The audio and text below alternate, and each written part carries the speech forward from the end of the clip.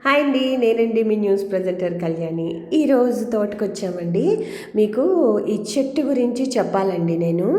ఇది ఈ జామ చెట్టు కరెక్ట్గా 6 మంత్స్ అయిందండి. అది విత్తనం పడి మొలిసిందనమాట. మాకు అక్కడ పక్కన ఇంకొక చోట పెద్దది రెడ్ జామ చెట్టు ఉందనమాట. ఈ ఉడతలో ఏవో వేసినట్లున్నాయి. అసలు బాగా వచ్చిందనమాట. 6 మంత్స్లో అసలు ఫ్రూటింగ్ వచ్చిందండి.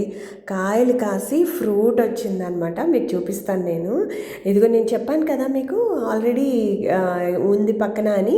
అదనమాట ఈ చెట్టు. చూడండి, దీనికి కూడా కాయలు బాగా వచ్చాయి. నేను వాచ్మెన్ ప్రూన్ చేయమంటే చాలా హార్డ్ ప్రూన్ చేశారండి. అందుకే మొక్క అంతగా ఎదగలేదన్నమాట. హార్డ్ ప్రూన్ ఎప్పుడు చేయకూడదు. మార్చ్లో చిన్నగా చేయాలి అంతే. ఒక 7-8 ఆకులు చేయాలన్నమాట. చూడండి, అసలు కాయలు అయితే పర్వాలేదు, బాగా వచ్చాయి. దీన్ని చాలా జాగ్రత్తగా కాపాడాలి నేను. అయితే దాని మొక్క అనమాట ఇది. కానీ చూసారా, ఒక్క 6 మంత్స్లో ఇది కాయ కాసిందండి.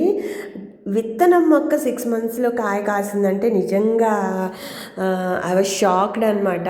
నాకు చాలా హ్యాపీ అనిపించింది. ఇందులో ఐరన్ కంటెంట్ ఉంటుంది, ఇంకా అన్ని యాంటీ ఆక్సిడెంట్స్, గట్కి మంచిది, అంతా మంచిదన్నమాట. ఎంతమందికి మీ దగ్గర ఇలాంటి జామ మొక్క ఉందో చెప్పండి. అసలు ఈ జామ మొక్క ఎంతమందికి తెలుసో నాకు తెలియచేయండి. నచ్చితే లైక్ చేయండి, షేర్ చేయండి, సబ్స్క్రైబ్ చేయండి.